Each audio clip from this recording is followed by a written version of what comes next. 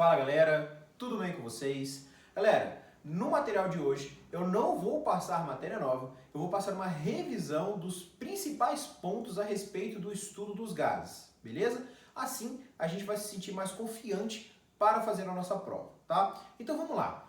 Quando eu falar do estudo dos gases, né, o principal ponto aí que pode causar algum problema para vocês, né, que talvez não tenha ficado tão claro, são justamente as transformações gasosas, tudo bem?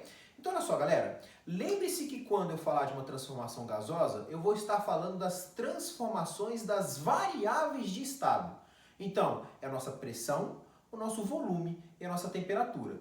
Essas três variáveis de estado são as principais características do nosso estado gasoso, a qual eu vou modificar, né? A qual eu vou sempre querer saber em um determinado problema. Então fiquem atentos com essas três variáveis e saiba fazer as conversões das unidades da pressão, do volume e da temperatura, beleza? Então galera, quando a gente for focar aqui na nossa revisão, lembre-se das nossas principais variáveis de estado, que é a nossa pressão, nosso volume e a nossa temperatura. Sendo que a nossa pressão, as unidades mais comuns podem ser ATM, pode ser milímetros de mercúrio, né? Ou pode ser quilopascal, beleza? Tem que saber converter, professor? Tem que saber converter, principalmente milímetros de mercúrio e ATM, né? O quilopascal é um pouquinho mais incomum, mas ainda assim existe. Então lembre-se que um ATM equivale a 760 milímetros de mercúrio e equivale né, a 101,3 quilopascal, beleza?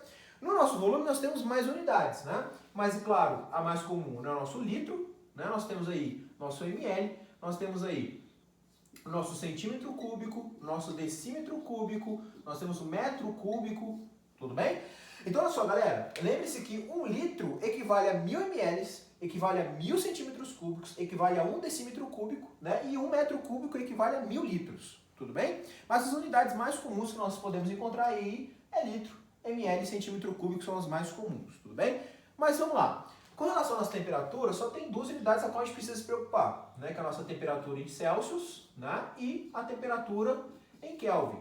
Só que para converter os dois é muito facinho, né? Basta você pegar a temperatura em Celsius, somar 273 e a gente acha a temperatura em Kelvin tá lindo, maravilhoso. Beleza? Então tem que saber fazer essas conversões, tudo bem? E aí a gente começa a ver os processos de transformações dessas variáveis de estado. Em uma transformação gasosa, galera, lembre-se que você vai ter uma situação antes e você vai ter uma situação depois. Você vai ter uma pressão inicial, volume inicial, temperatura inicial e você vai ter depois uma pressão final, volume final e temperatura final. Tudo bem? Então você só vai estar modificando isso. A massa do gás permanece constante. E é claro que eu posso manter uma das minhas variáveis de estado também constantes. Eu posso manter minha pressão constante, eu posso manter meu volume constante, ou eu posso manter minha temperatura constante. Que aí entra nas transformações iso, né? Isotérmica, isovolumétrica, isobárica, tudo bem? Que a gente vai ter uma expressãozinha para cada uma delas, beleza? Então vamos lá. Quando eu falar de uma transformação gasosa, eu já penso logo na minha equação geral dos gases. E como é que é a minha equação, né, geral dos gases? Tudo bem? Como é que é a minha equação geral dos gases? E aí eu vou colocar as variáveis, né? Então vai ter pressão inicial, volume inicial, dividido por temperatura inicial, que vai ser igual a pressão final, vezes o volume final, dividido pela nossa temperatura final. Tudo bem? E a partir daqui, eu posso ter algumas situações, né? Caso eu mantenha a minha temperatura constante em uma transformação isotérmica, né? Eu vou cancelar as minhas temperaturas e eu vou ter aqui a pressão inicial vezes volume inicial igual a pressão final vezes volume final. Tudo bem?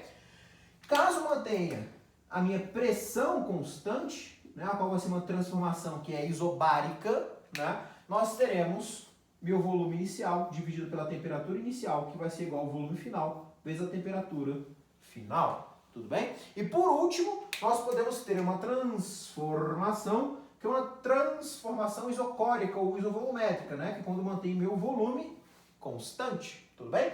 E aí, nós cancelamos os nossos volumes, então fica uma pressão inicial, temperatura inicial igual a pressão final vezes temperatura final. Tudo bem? Deixa eu escrever aqui direitinho. Temperatura final. Então, galera, olha só. Cabe a você saber determinar isso. Você tem que interpretar seu problema corretamente e saber se ele está falando, ó, a temperatura está constante, pressão está constante, volume está constante. E aí você sabe que tipo de transformação que eu vou ter. Se é isotérmica, isocórica, né, ou isolométrica, né, ou isotérmico, mas enfim. Caso não tenha nada constante, você vai usar a equação geral dos gases. Isso aqui é sempre comparando uma situação inicial e uma situação que? Final. Beleza? Então isso aqui são nossas transformações gasosas. Eu sempre mexo nessas minhas variáveis de estado e tem que saber converter. E pelo amor de Deus, não se esqueça disso. Essa temperatura aqui sempre será em Kelvin. Você sempre tem que colocar essa temperatura aqui em Kelvin. Beleza? Não se esqueça disso. Tudo bem? Então, vamos lá. Tira um print aí, caso vocês queiram deixar anotadinho, né? E vamos seguir. A nossa próxima equação, que é uma equação muito importante, é a nossa equação de Clapeyron. Deixa eu colocar aqui, nossa equação de Clapeyron. Tudo bem?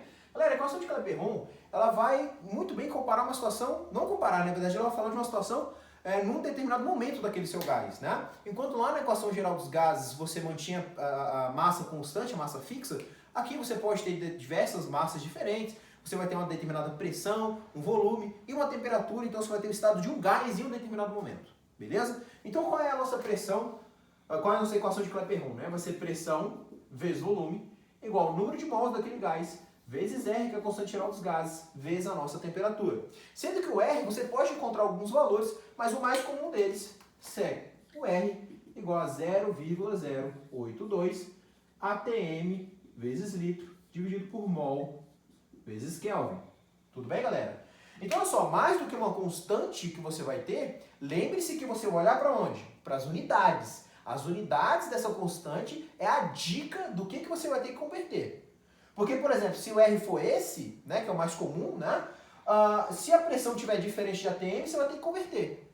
Se o volume tiver diferente de litro, você vai ter que converter para litro. Se a temperatura estiver diferente de Kelvin, você vai ter que converter para Kelvin. Tá? E eu já te adianto logo que muito provavelmente em todas as situações que vocês forem encontrar, a temperatura vai estar diferente de Kelvin. Então cuidado para você não passar batido, hein? Tem que saber converter, beleza? Então, mais do que uma constante, você olha para as unidades e assim você vai saber o que você vai ter que converter e para quais unidades, tudo bem? Lembre-se que essa equação aqui você pode reescrevê-la de outra forma. Como? Lembre-se que esse N aqui, galera, né, é igual a massa de um determinado gás dividido pela massa molar, tudo bem? E aí o que nós teremos? Nós teremos uma outra equação que ela vai ser reescrita dessa forma aqui. Pressão vezes volume igual a massa de um gás dividido pela massa molar vezes R vezes T. E aí lembre-se que quando você escreve essa equação dessa forma, é possível descobrir qual gás que ele está falando. Como? É possível descobrir pela massa molar. Tudo bem? E aí ele vai te fornecer uma determinada pressão, vai te fornecer um determinado volume, vai te fornecer a massa em gramas, vai te fornecer o R e a temperatura. E aqui você vai encontrar? Você vai encontrar o M, que é a massa molar. Cada gás ali vai ter uma massa molar diferente.